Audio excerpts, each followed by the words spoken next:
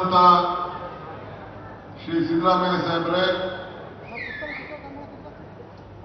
ಈ ಒಂದು ಯೋಜನೆಗೆ ಅತಿ ಹೆಚ್ಚು ಶಕ್ತಿಯನ್ನು ತುಂಬಂತ ರಾಜ್ಯದ ಹಿರಿಯ ನಾಯಕರುಗಳಾದಂತ ವೀರಪ್ಪ ಮೊಯ್ಲಿ ಸಾಹೇಬ್ರೆ,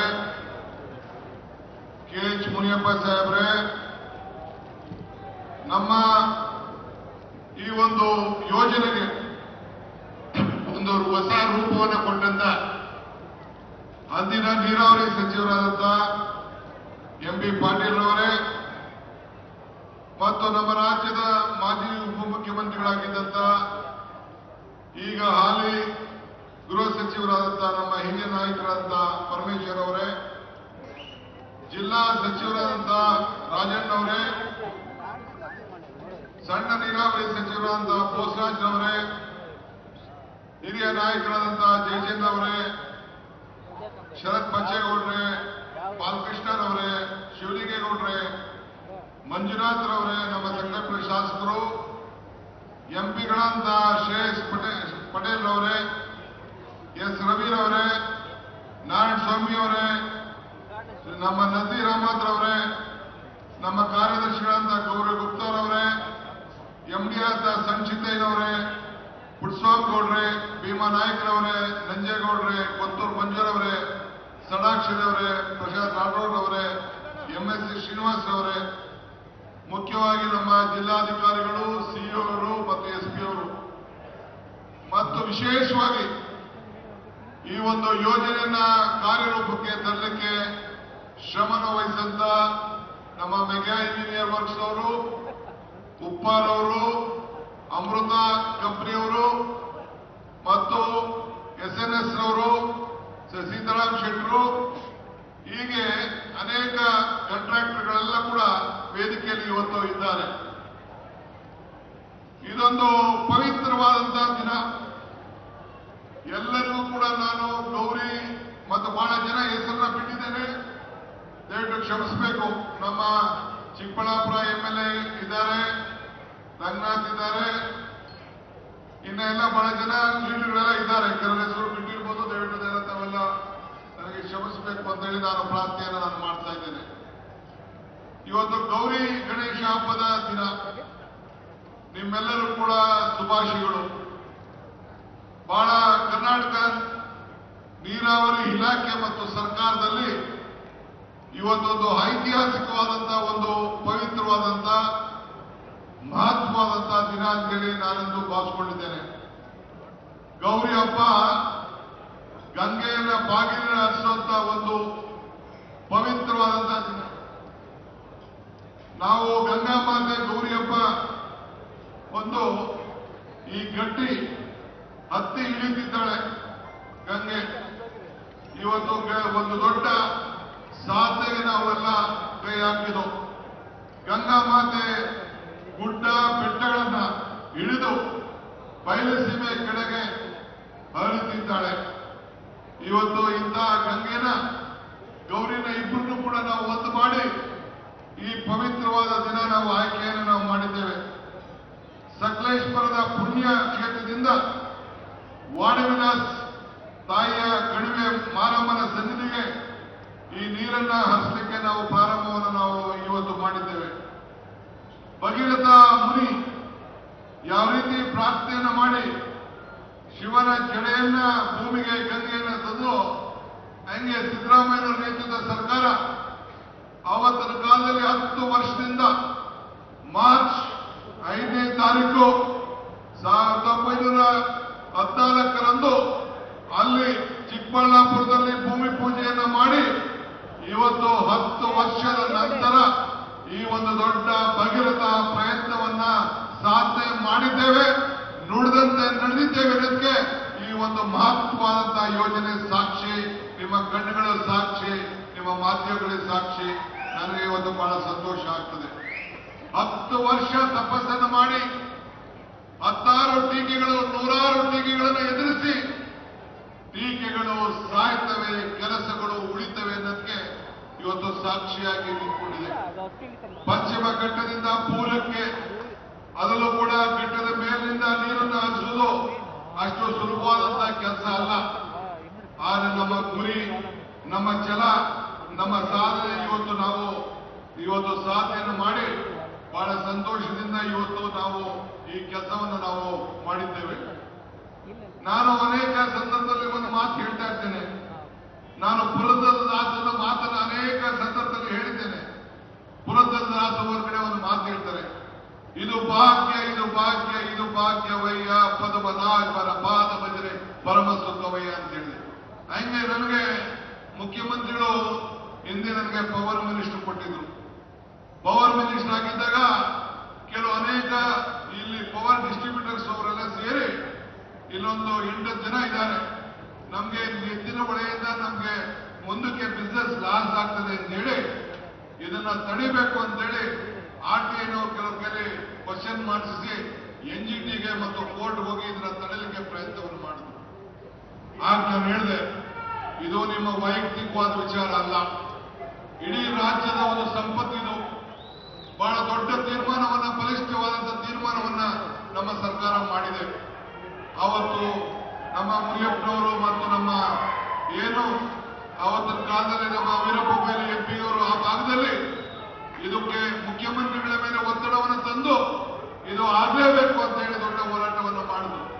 ಇದನ್ನು ನಾವು ಯಾವ ಪೂರ್ಣ ನಿಲ್ಲಿಸಲಿಕ್ಕೆ ಸಾಧ್ಯ ಇಲ್ಲ ಅಂತ ಹೇಳಿ ಅವತ್ತು ನಾನು NGT ಅವರು NGT ಅವರು ನಾನು ಅವ್ರಿಗೆ ಅಭಿನಯಿಸಬೇಕು. ಅವರು ಕೂಡ NGT ಅವರು 5/10/2017 ಆ ಅಪ್ಲಿಕೇಶನ್ ಎಲ್ಲ ಕೂಡ ವಜಾವನ್ನ ಮಾಡುದು. ವಜಾವನ್ನ ಮಾಡಿ ಯಾವ ಕಾರಣಕ್ಕೂ ಕೂಡ ಇದನ್ನು ನಿಲ್ಲಲಿಕ್ಕೆ ಆಗುದಿಲ್ಲ. ಈ ಕುಡಿಯೋ ನೀರಿಗೋಸ್ಕರ ನಿಮ್ಮ ವೈಯಕ್ತಿಕವಾದ ವಿಚಾರಕ್ಕೆ ನಾವು ನಿಲ್ಲಿಸಲಿಕ್ಕೆ ಸಾಧ್ಯ ಇಲ್ಲ ಅಂತೇಳಿ ವಜಾವನ್ನ ಮಾಡಿ ನಮ್ಮ ಕೆಲಸಗಳನ್ನು ನಾವೆಲ್ಲ ಮುಂದುವರಿಸೋದು. ಇದು ಒಂದು ದೊಡ್ಡ ಭಗೀರಥ ಪ್ರಯತ್ನ ಅಂತ ಹೇಳಿದ್ದೇನೆ. ನೀವೆಲ್ಲ ಅರ್ಥ ಮಾಡ್ಕೊಳ್ಬೇಕು. ಬಯಲು ಸೀಮೆಗೆ ಗಂಗೆ ಇವತ್ತು ಹರಿತಾ ಇದ್ದಾಳೆ. ಪ್ರತ್ಯಕ್ಷವಾಗಿ ಇವತ್ತು ನಾವು ಕಣ್ಣಲ್ಲಿ ನಾವು ಕಾಣ್ತಾ ಇದ್ದೇವೆ. ಇದು ನಮ್ಮ ತಪಸ್ಸು, ಇದು ನಮ್ಮ ಪ್ರತಿಜ್ಞೆ, ಇದು ನಮ್ಮ ಸಂಕಲ್ಪ. ಇವತ್ತು 6657 ಗ್ರಾಮಗಳಿಗೆ ಕುಡಿಯುವ ನೀರು ಇವತ್ತು ಹೋಗ್ತಾ ಇದೆ. 6657 ಗ್ರಾಮಗಳಿಗೆ, 38 ಹಳ್ಳಿಗಳಿಗೆ, TMCಗಳಿಗೆ, ಪಟ್ಟಣ ಪಂಚಾಯತ್ಗೆ ನೀರು ಹರಿತಾ ಇದೆ. 29 ತಾಲೂಕುಗಳಿಗೆ, ಇವತ್ತು 31 ಕ್ಷೇತ್ರಗಳಿಗೆ ಈ ನೀರನ್ನು ಹರಿಸುವಂತ ಒಂದು ಯೋಜನೆ. 75 ಲಕ್ಷ ಜನರಿಗೆ, 7 ಜಿಲ್ಲೆಗಳಿಗೆ, 14 TMC ಕುಡಿಯುವ ನೀರು, 9 TMC ಕೆರೆಗಳನ್ನು ಅರ್ಧ ತುಂಬಿ ಅಂತರ್ಜಲವನ್ನು ಹೆಚ್ಚಲಿಕ್ಕೆ ಈ ಒಂದು ಯೋಜನೆಯನ್ನ ಮಾಡಿದ್ದೇವೆ. 527 ಕೆರೆಗಳನ್ನ ತುಂಬಿಸಂತ ಒಂದು ಮಹತ್ವವಾದಂತಹ ಯೋಜನೆ ಇವತ್ತು ಆಗಿದೆ. ನಾನು 2ನೇ ಬಾರಿಗೆ ಹಿಂದೆ ನಮ್ಮ ಸಂಯುಕ್ತ ಸರ್ಕಾರದಲ್ಲಿ ಬಂದಿದ್ದೆ. ಆಗಿದ್ದು ಇವತ್ತು ಹಂಗೆ ಇತ್ತು, ಏನು ಮಾಡಕ್ಕಾಗಲಿಲ್ಲ. ಒಳ್ಳೊಳ್ಳೆ ನಮ್ಮ ಕಾಂಟ್ರಾಕ್ಟರ್ಸ್ಗಳು ಬಹಳ ಚೆನ್ನಾಗಿ ಕೆಲಸ ಮಾಡಿದ್ದಾರೆ. ನಾನು ಯಾರ ಬಗ್ಗೆಯೂ ನಾನು ದೂಷಣೆ ಮಾಡಲಿಕ್ಕೆ ನಾನು ತಯಾರಿಲ್ಲ.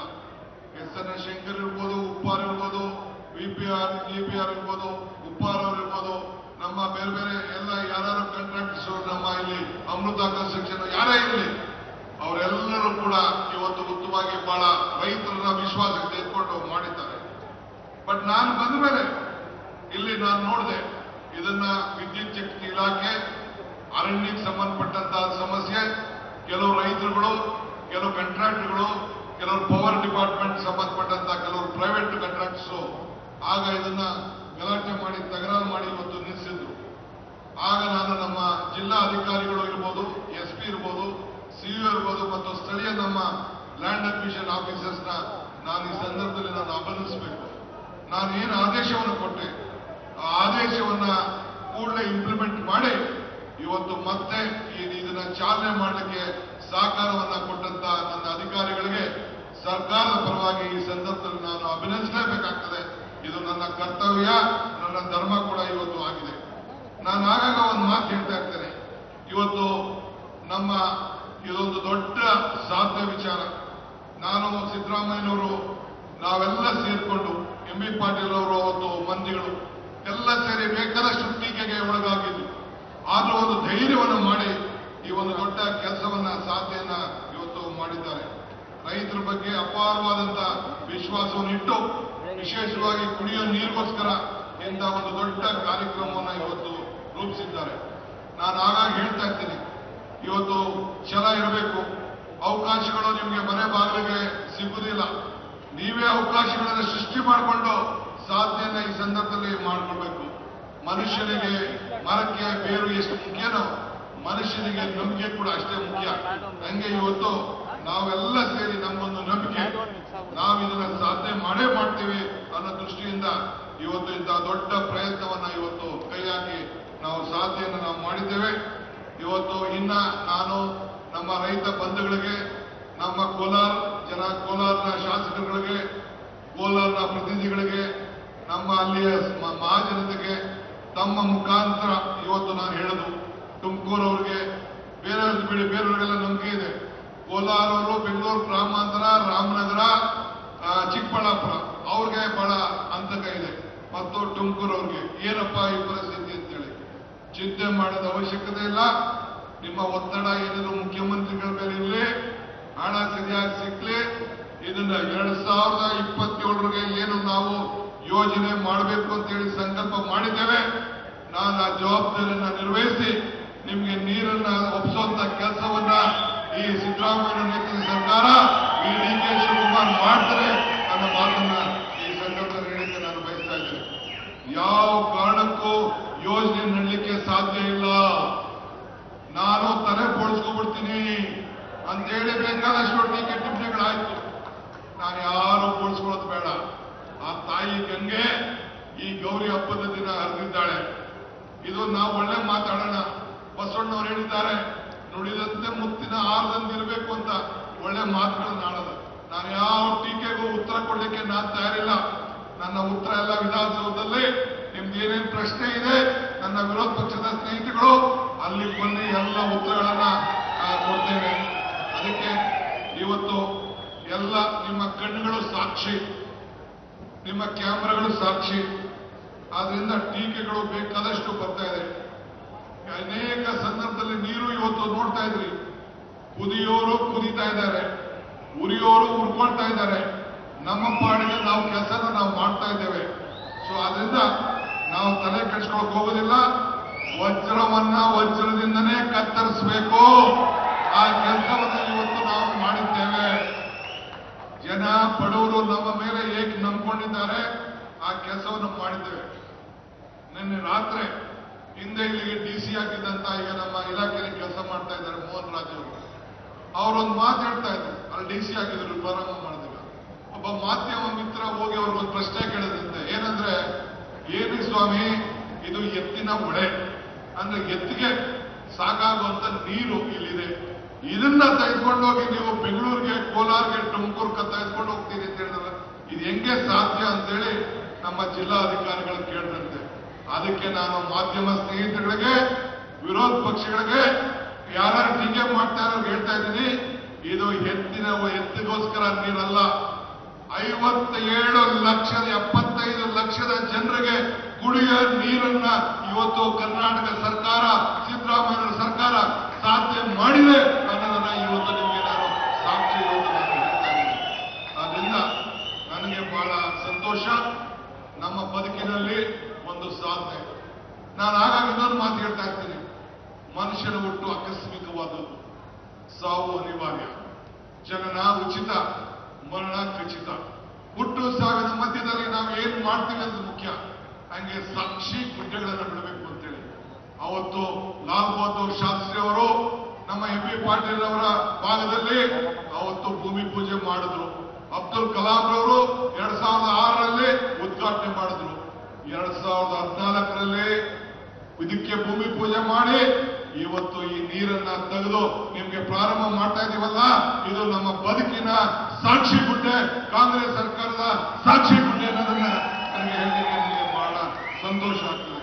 ಆದ್ರಿಂದ ಇನ್ನು ಅನೇಕ ಕಾರ್ಯಕ್ರಮಗಳು, ರೈತರ ಸಮಸ್ಯೆ ಇರ್ಬೋದು, ಫಾರೆಸ್ಟ್ ಇಲಾಖೆ ಸಮಸ್ಯೆ ಇರ್ಬೋದು, ಕಾಂಟ್ರಾಕ್ಟರ್ ಸಮಸ್ಯೆ ಇರ್ಬೋದು, ಅಧಿಕಾರಿಗಳ ಸಮಸ್ಯೆ ಇರ್ಬೋದು, ಇವೆಲ್ಲ ಕೂಡ ನಾವು ಬಗೆಹರಿಸಿ ಈ ನೀರನ್ನ ಮೇಲೆ ಎತ್ತಿ ನಮ್ಮ ಕುಡಿಯೋ ನೀರಿಗೆ ಇವತ್ತು 25 ರೂಪಾಯಿ ಒಂದು ಬಾಟಲ್ ನೀರು ಅಂತ ಪರಿಸ್ಥಿತಿ ಇವತ್ತು ಇದೆ. ಈ ಉತ್ತಮವಾದಂತಹ ನೀರಿಲ್ಲದೆ ನಾವು ಯಾರು ಬದುಕಕ್ಕಾಗ್ತಿರ್ಲಿಲ್ಲ. ವೀರಪ್ಪ ಮೊಯ್ಲಿಯವರು ನಮ್ಮ ಮುನಿಯಪ್ಪನವರು ಹೇಳ್ತಾ ಇದ್ರು, ನಮ್ಮ ಕಡೆ ಎಲ್ಲ ನೀರು ಶೀತಾಗಿ ಆರೋಗ್ಯಕರವಾಗಿ ಹೆಚ್ಚು ಕಮ್ಮಿ ಆಗ್ತಾ ಇದೆ ನಮ್ಮ ಜನರಿಗೆ, ಇದು 2000 ಅಡಿಯಿಂದ ನೀರು ತೆಗಿಬೇಕು ಅಂತೇಳಿ ಬಹಳ ನರಳಿನಿಂದ ಅವರು ನೋವನ್ನ ವ್ಯಕ್ತಪಡಿಸ್ತಾ ಇದ್ರು. ಆದ್ರೆ ಅವರಿಬ್ರು ಕೂಡ ನಾವು ಮಾತಾಡಿಸ್ಬೇಕು ಅಂತಿತ್ತು. ಆದ್ರೆ ನೀವೆಲ್ಲ ಹಬ್ಬ ವಾಪಸ್ ಹೋಗ್ಬೇಕು, ಲೇಟ್ ಆಗ್ತದೆ ಅಂತೇಳಿ ನಾನು ಮುಖ್ಯಮಂತ್ರಿಗಳಿಬ್ಬರು ಮಾತ್ರ ಮಾತಾಡೋದು ಅಂತ ತೀರ್ಮಾನ ಮಾಡಿದ್ದೇವೆ. ಎಲ್ಲರೂ ಕ್ಷಮಿಸಬೇಕು. 23,000 ಕೋಟಿ ರೂಪಾಯಿ ಖರ್ಚಾಗ್ತದೆ. 257 ಕಿಲೋಮೀಟರ್ ಈ ನೀರನ್ನು ಹರಿಸಲಿಕ್ಕೆ ಕಾರ್ಯಕ್ರಮವನ್ನು ರೂಪಿಸಿದ್ದೇವೆ. ಈ ವರ್ಷದಲ್ಲೇ 164 ಕಿಲೋಮೀಟರ್ ನೀರನ್ನ ಪೂರ್ಣಗೊಳಿಸಲಿಕ್ಕೆ ಈ ಡಿಸೆಂಬರ್ ಒಳಗೆ ಈಗಾಗಲೇ ಕಾರ್ಯಕ್ರಮವನ್ನು ರೂಪಿಸಿದ್ದೇವೆ. ಆ ಕೆಲಸವನ್ನು ನಾವು ಮಾಡ್ತೇವೆ. ನಿಮ್ಮ ಸಹಕಾರ ಇರಲಿ, ನಿಮ್ಮ ಆಶೀರ್ವಾದ ಇರಲಿ. ನನಗೆ ವಿಶ್ವಾಸ ಇದೆ ಮತ್ತೆ 2028ಕ್ಕೆ ನಿಮ್ಮ ಆಶೀರ್ವಾದದಿಂದ ಇಂತಹ ಯೋಜನೆಗಳನ್ನ ಮತ್ತೆ ನಾವು ಪ್ರಾರಂಭ ಮಾಡಿ ಪೂರ್ಣವನ್ನು ಮಾಡುವಂತ ಕೆಲಸವನ್ನು ನಾವು ಮಾಡ್ತೇವೆ ಅಂತ ಹೇಳಿ ತಮ್ಮೆಲ್ಲರೂ ಕೂಡ ವಂದಿಸಿ, ಇವತ್ತು ನನ್ನ ಅನೇಕ ಮಂತ್ರಿಗಳು, ಸ್ನೇಹಿತರು, ಶಾಸಕ ಮಿತ್ರರು ಎಲ್ಲ ಬಂದಿದ್ದಾರೆ. ವಿಶೇಷವಾಗಿ ಈ ಪ್ರಾಜೆಕ್ಟ್ ಅನ್ನ ತಯಾರು ಮಾಡಿದಂತ ಎಲ್ಲ ನಮ್ಮ DPR ತಯಾರು ಮಾಡಿದಂತವರು, ಇಂಜಿನಿಯರ್ಗಳು, ಹಗಲು ರಾತ್ರಿ ದುಡಿದಂತ ಕಾರ್ಮಿಕರು, ಶ್ರಮವನ್ನು ಪಟ್ಟು ಕೆಲವರು ಮೃತಪಟ್ಟಿದ್ದಾರೆ, ಕೆಲವರು ದೈವಾಂತರಾಗಿದ್ದಾರೆ, ಆಕಸ್ಮಿಕವಾಗಿ ಲಾಸ್ ಮಾಡ್ಕೊಂಡಿದ್ದಾರೆ, ಸಾವಿರಾರು ಜನ ಭೂಮಿಯನ್ನ ಕಳ್ಕೊಂಡಿದ್ದಾರೆ. ಆದರೆ ನೀವು ಭೂಮಿ ಕಳ್ಕೊಂಡದ್ದು ನಿಮ್ಮ ಬದುಕಿಗೋಸ್ಕರ ಅಲ್ಲ, ಈ ದೇಶಕ್ಕೋಸ್ಕರ, ಸಮಾಜಕ್ಕೋಸ್ಕರ ಈ ಭೂಮಿಯನ್ನು ತಾವೆಲ್ಲ ಕಳ್ಕೊಂಡು ಈ ದೇಶಕ್ಕೆ ತ್ಯಾಗವನ್ನು ಮಾಡಿದ್ದೀರಿ. ಭಗವಂತ ನಿಮಗೆ ಇನ್ನು ಹೆಚ್ಚಿಗೆ ಅದರಿಂದ ಉಪಯೋಗ ಪಡುವಂತ ಶಕ್ತಿ ಕೊಡಲಿ ಅಂತೇಳಿ ಆ ಭಗವಂತನಲ್ಲಿ ಆ ಒಂದು ದುರ್ಗೆಯ ಸ್ವರೂಪಿಯಾದಂತ ಈ ದೇವಿ ಗಂಗಾದೇವಿಯಲ್ಲಿ, ದುರ್ಗಾದೇವಿಯಲ್ಲಿ, ಇವತ್ತು ಗೌರಿ ದೇವಿಯಲ್ಲಿ ಪ್ರಾರ್ಥನೆಯನ್ನು ಮಾಡಿಕೊಂಡು ನಾಳೆ ಗಣೇಶನ ಪೂಜೆ ಎಲ್ಲ ವಿಘ್ನಗಳನ್ನ ನಿವಾರಣೆ ಮಾಡುವಂತ ಗಣೇಶ ಎಲ್ಲ ಇಂಥ ಭೂಮಿ ನಾಳೆ ಬೆಳಗ್ಗೆ ಪೂಜೆಯನ್ನ ಮಾಡುವಂತ ಭಾಗ್ಯ ನಿಮ್ಗೆ ಸಿಕ್ಕಿದೆ. ಇಂಥ ಪವಿತ್ರವಾದ ದಿನ ನಾವು ಆಯ್ಕೆ ಮಾಡಿದ್ದೇವೆ. ನಿಮ್ಗೆಲ್ಲರೂ ಕೂಡ ಒಳ್ಳೇದು ಮಾಡಿ. ಇಷ್ಟು ದೊಡ್ಡ ಸಂಖ್ಯೆಯಲ್ಲಿ ಬಂದು, ಬಹಳ ಚಿಕ್ಕ ಜಾಗ, ಅಲ್ಲಿ ಬೇರೆ ಎಲ್ಲರೂ ಟೌನಲ್ಲಿ ಮಾಡ್ಬಿಟ್ಟು ದೊಡ್ಡದಾಗಿ ನಾವು ಮಾಡಬಹುದಾಯ್ತು. ಆದ್ರೆ ನಾವು ಇಲ್ಲಿ ಈ ಜಾಗದಲ್ಲೇ ನಾವು ಗಂಗೆ ಪೂಜೆಯನ್ನ ಮಾಡಬೇಕು, ಗಂಗೆಗೂ ಗೌರಿಗೂ ಒಂದು ಮಾಡಬೇಕು ಅಂತ ತೀರ್ಮಾನವನ್ನು ಮಾಡಿ ಈ ಜಗದ ಈ ಒಂದು ಇತಿಹಾಸ ಪುಟಕ್ಕೆ ಸೇರ್ಲಿಕ್ಕೆ ಏನು ಒಂದು ಪ್ರಯತ್ನ ಇತ್ತು ಅದನ್ನ ಇವತ್ತು ನಮ್ಮ ಸರ್ಕಾರ ಸೇರಿಸಿದೆ. ಮತ್ತೊಮ್ಮೆ ಇದಕ್ಕೆ ಸಹಕಾರ ಕೊಟ್ಟಂತ ಎಲ್ಲ ಅಧಿಕಾರಿಗಳಿಗೆ, ಇಂಜಿನಿಯರ್ಗಳಿಗೆ, ರೈತರಿಗೆ, ಮಾಧ್ಯಮ ಸ್ನೇಹಿತರಿಗೆ, ಪ್ರಜಾಪ್ರಭುತ್ವದ ವ್ಯವಸ್ಥೆಯಲ್ಲಿ ಇರುವಂತಹ ಎಲ್ಲ ನನ್ನ ಶಾಸಕ ಮಿತ್ರರಿಗೆ, ಮಂತ್ರಿಗಳಿಗೆ, ಮುಖ್ಯಮಂತ್ರಿಗಳಿಗೆ ವಂದಿಸಿ ನನ್ನ ಮಾತನ್ನು ಮುಗಿಸ್ತೇನೆ. ಜೈ ಹಿಂದ್, ಜೈ ಕರ್ನಾಟಕ, ಜೈ ಬಂಧು. ಸಾರ್ವಜನಿಕ ಸೇವೆಯಲ್ಲಿ ಬರುವಂತಹ ಸವಾಲುಗಳಿಗೆ ಇದು ಮಾನ್ಯ ರಾಜ್ಯದ ಉಪಮುಖ್ಯಮಂತ್ರಿಗಳಾಗಿರುವಂಥ DK ಶಿವಕುಮಾರ್ ಅವರು ಮಾತನಾಡಿರೋದು. ಮಾರಪ್ಪನ ಸನ್ನಿಧಿ ಚಿತ್ರದುರ್ಗಕ್ಕೆ ನೀರು ಹರಿಸ್ತಾ ಇದ್ದೀವಿ ಅಂತ ಹೇಳಿ ಬೆಳಗಿನ ಇವತ್ತು ಪಬ್ಲಿಕ್ ಟಿವಿ ಜೊತೆಗೆ ಮಾತನಾಡ್ತಾ ಇದ್ರು.